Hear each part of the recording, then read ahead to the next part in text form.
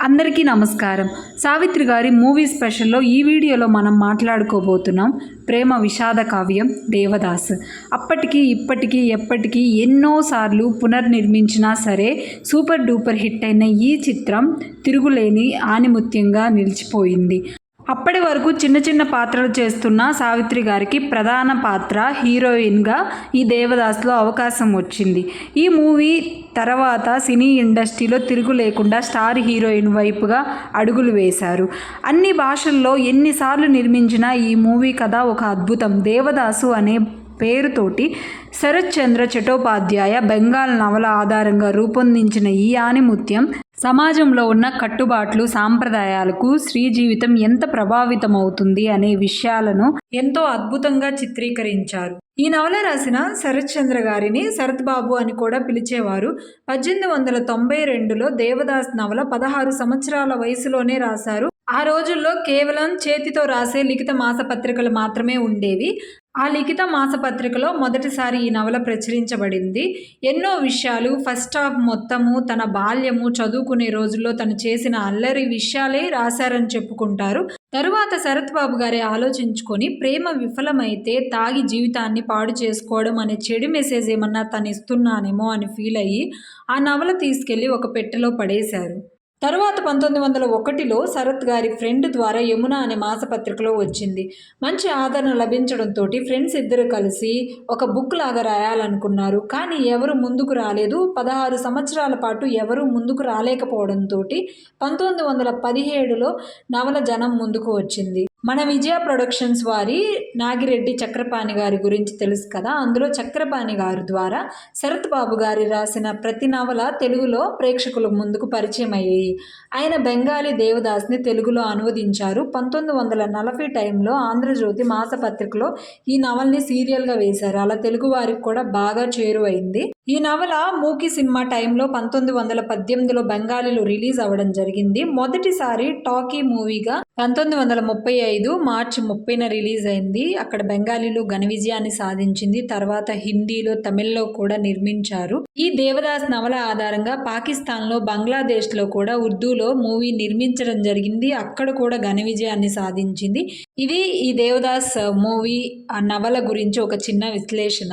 ఇప్పుడు మన తెలుగులో డిఎల్ నారాయణ గారు నిర్మించిన ఏఎన్ఆర్ సావిత్రుల 'దేవదాస్' గురించి తెలుసుకుందాం.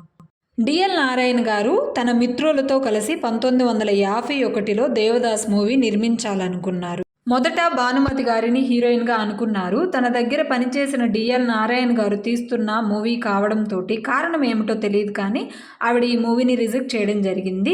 ఇక 1950లో 'షావుకార్' మూవీ తోటి హీరోయిన్గా అప్పుడప్పుడే పేరు తెచ్చుకుంటున్న జానకి గారిని ఈ మూవీలో పార్వతి క్యారెక్టర్ కోసం సెలెక్ట్ చేయడం జరిగింది. 1951 అక్టోబర్ 24న వేదాంతం రాఘవయ్య గారు డైరెక్టర్గా పూజ చేసి ముహూర్తం పెట్టారు.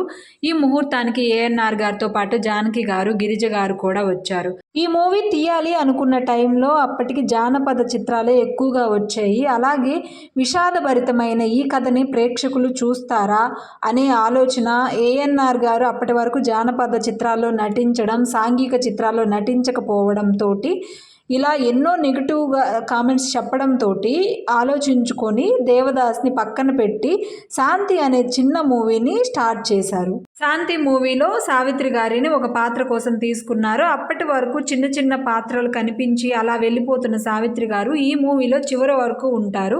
ఈ మూవీ తర్వాత మళ్ళీ 'దేవదాస్' నిర్మించాలని డిఎల్ నారాయణ గారు స్నేహితుల్ని అడగ్గా వారేమో ధైర్యం చేయలేమన్నారు. ఇక ఆయన ఒక్కడే నిర్మించాలనే నిర్ణయం తీసుకున్నారు. కానీ జానకి గారిని పార్వతి పాత్ర నుంచి తొలగించి సావిత్రి గారికి ఈ పాత్రలో అవకాశం ఇవ్వడం జరిగింది. పార్వతి క్యారెక్టరే భానుమతి గారిని, జానకి గారిని పక్కన పెట్టి 17 సంవత్సరాల వయసున్న సావిత్రి గారిని సెలెక్ట్ చేసుకుందేమో అని అనిపిస్తుంది. అంత చిన్న వయసులో పార్వతి క్యారెక్టర్కి జీవం పోసి ఇప్పటికీ మనం మాట్లాడుకునేలా చేశారు. సినిమా దాదాపుగా 5-6 నెలల్లో పూర్తి చేసి 1953 జూన్లో రిలీజ్ చేశారు. ఏఎన్ఆర్ గారికి కూడా ఈ మూవీ ఒక ఛాలెంజ్గా మారింది. అప్పటి వరకు జానపద చిత్రాలు మాత్రమే నటించడంతో పాటు అందరూ తను చేయలేరు అని చెప్పడంతో తనను తాను నిరూపించుకోవాలని చాలా కష్టపడ్డారు. తెర వెనుక కూడా చాలా వర్క్ చేశారు. దేవదాస్ నవల ఎన్నోసార్లు చదివారు. అలాగే ఆ నవలని తెలుగులోకి అనువదించిన చక్రపాణి దగ్గరికి వెళ్ళి ఆ నవలలోని దేవదాస్ క్యారెక్టర్ని పూర్తిగా అర్థం చేసుకున్నారు.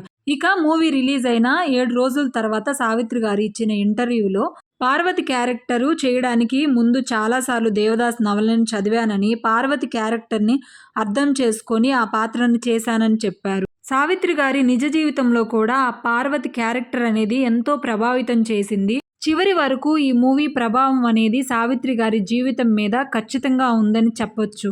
నవల చదువుతుంటేనే ఏడుపొచ్చేసేదని, తనను తానే పార్వతిగా ఊహించుకుని సినిమా చేస్తున్న టైంలో గ్లిజరిన్ లేకుండా ఎన్నో సీన్స్ ఏడ్చేదాన్నని, డైరెక్టర్ గారు కూడా షార్ట్ అయిపోయిన తర్వాత కట్ చెప్పకుండా అలా ఏడుస్తూ చూసేవారని మూవీ రిలీజ్ అయిన తర్వాత ఇచ్చిన ఇంటర్వ్యూలో సావిత్రి గారు చెప్పారు.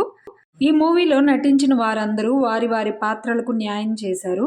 ఈ మూవీలో మనం మరొకరి గురించి చెప్పాలి. అతనే జీవీజీ కృష్ణ.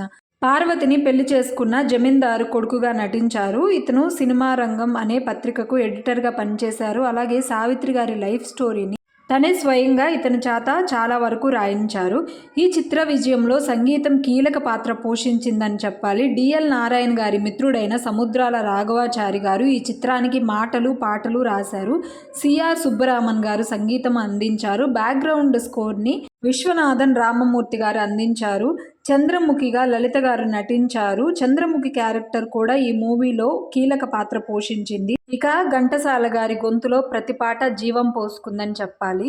మూవీ విడుదలకు సిద్ధమైంది. కానీ విడుదల చేయడానికి డిస్ట్రిబ్యూటర్స్ ముందుకు రాకపోవడంతో డిఎల్ నారాయణ గారే వినోద పిక్చర్స్ సర్క్యూట్ అని విజయవాడలో పెట్టి దాని ద్వారా 1953 జూన్ 26న రిలీజ్ చేశారు. దీనికి పబ్లిసిటీ కూడా చాలా విచిత్రంగా ఇచ్చారు. హీరో హీరోయిన్లు ఎక్కడా కనిపించకుండా కేవలం గాలివానలో దేవదాస్ అనే అక్షరాలు కొట్టుకుపోయినట్లుగాను, అలాగే గాలివాన్లో కొట్టుకుపోయే గుడిసె బాణెను ఈ మూవీలో రిలీజ్ చేసిన రోజు ఇచ్చిన యాడ్లో ప్రకటించడం జరిగింది. సినిమా సూపర్ డూపర్ హిట్ అయింది. అందరూ అంచనాలకు మించిన ఘన విజయాన్ని సాధించింది. ఎన్నో సమస్యలు ఎదుర్కొని డిఎల్ నారాయణ గారు ఈ చిత్రాన్ని రూపొందించారు. ఈ మూవీని ఎన్నోసార్లు ఇతర భాషల్లో మళ్ళీ తీయడం జరిగింది. తెలుగులోనే కృష్ణ గారు 1970 టైంలో విజయ్ నిర్మల గారు నిర్మాతగా ఈ చిత్రాన్ని రూపొందించారు. మూవీ ఎంతో అద్భుతంగా రూపొందించడం జరిగింది. కానీ ఏఎన్ఆర్ గారి దేవదాస్తో కంపారిజన్ చేయడం వల్ల ఏమో తెలియదు కానీ అంతగా ఆడలేదు. శివాజీ గణేశన్, దిలీప్ కుమార్ లాంటి గొప్ప నటులు కూడా ఏఎన్ఆర్ గారు దేవదాస్ పాత్ర వేసిన తర్వాత ఈ పాత్ర ఆయనలాగా ఇక ఎవరూ వేయలేరని కితాబిచ్చారు. 2002లో సంజయ్ లీలా బన్సాలి ఎంతో గొప్పగా షారుఖ్ ఖాన్, ఐశ్వర్యరాయి, మాధురి దీక్షితులతోటి ఈ సినిమా నిర్మించారు. అది చాలా ఘన విజయాన్ని సాధించింది. ఈ దేవదాస్ నవల ఆధారంగా ఎన్ని చిత్రాలు ఎన్ని భాషల్లో నిర్మించినప్పటికీ తెలుగులో నిర్మించిన దేవదాస్కు ఒక ప్రత్యేకత ఉందని చెప్తారు. ఈ వీడియో మీకు ఎలా అనిపించిందో మీ విలువైన ఫీడ్బ్యాక్ని కామెంట్ రూపంలో తెలియచేయండి. ఇంకా మన ఛానల్ని సబ్స్క్రైబ్ చేయకపోతే సబ్స్క్రైబ్ చేసుకోండి. మరొక మంచి వీడియోతోటి మీ ముందుంటాను. Thank you. Stay blessed. Bye bye.